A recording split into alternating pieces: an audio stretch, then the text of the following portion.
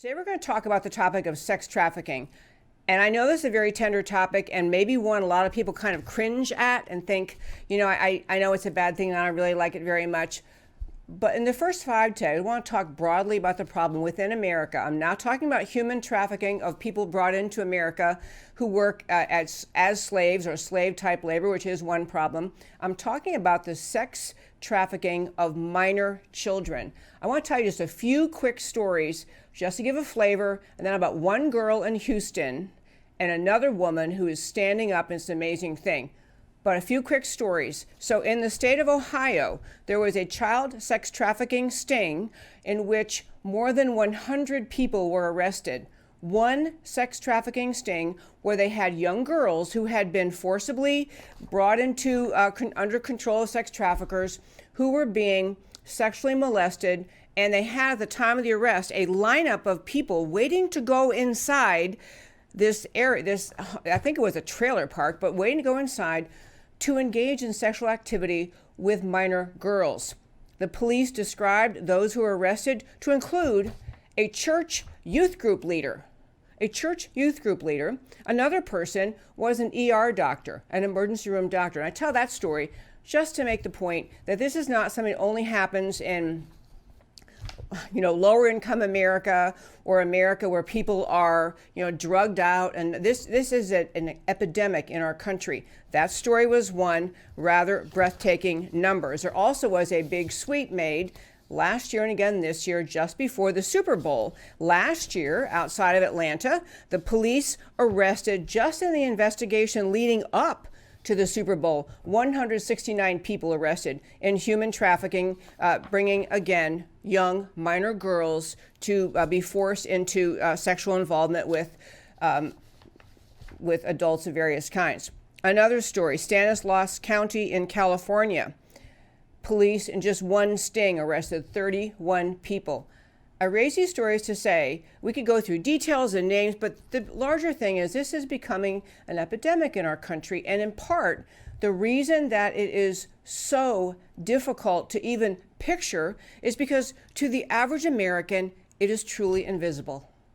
You just don't, I have my life, we have our happy home, we have, our kids happen to be grown, but we had a happy family. I mean, it just exists in some world that we can't picture. But the fact is, human trafficking, sex trafficking of young girls happens in our country. It is an epidemic. It involves adults who are otherwise seen to be stellar members of the community. Another story I didn't bring with me today, but it involved two pastors I think it was in Nebraska, who both had large churches, loyal wives and families, lovely churches, filled to the brims with people hearing lovely sermons on Sunday morning.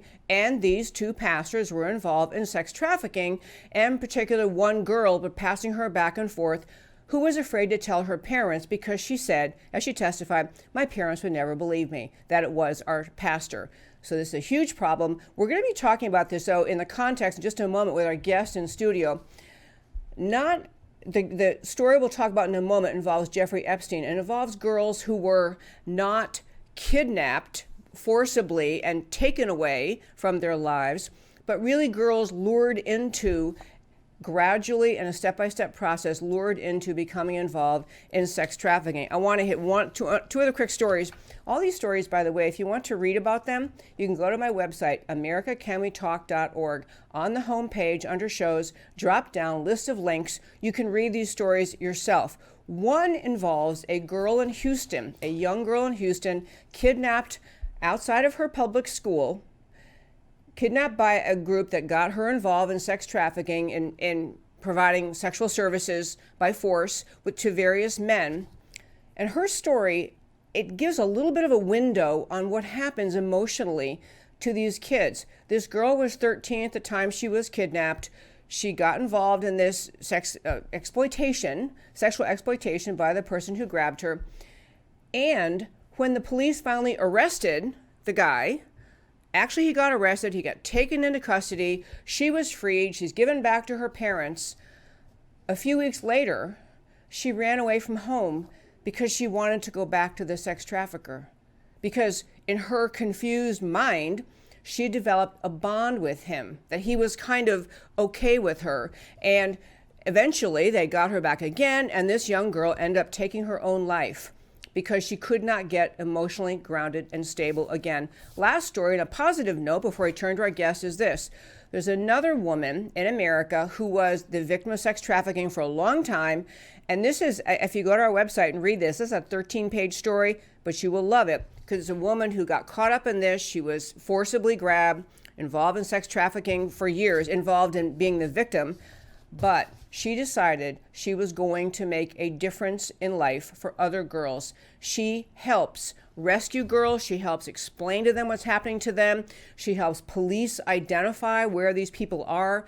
And this is just, so it's really a very hopeful story about an otherwise simply horrific and ongoing problem that she's willing to say, you know what, not only am I going to get out of this myself and get my life back, I'm going to try to help others. Last point in the first 5. If you live in the Dallas, Texas area, there's a group called Deliver Fund. We've had one of their spokesmen on the show before, Jeremy Mayhew. These are people who are former NSA and other military spy types who are using their skills to track down the traffickers, using their high-tech military trained skills to find these bad guys, figuring out how they're communicating, because much of what they're doing online, not in the kind of online you and I would go to, but the dark web, the deep web, and they're finding these people and bringing them to justice. If you're in the Dallas area, they have a fundraiser coming up, and I'm helping to sponsor that. So if you're interested, email me at americachemitalk@gmail.com, and I'll send you an invitation. And that, my friends, is today's first 5.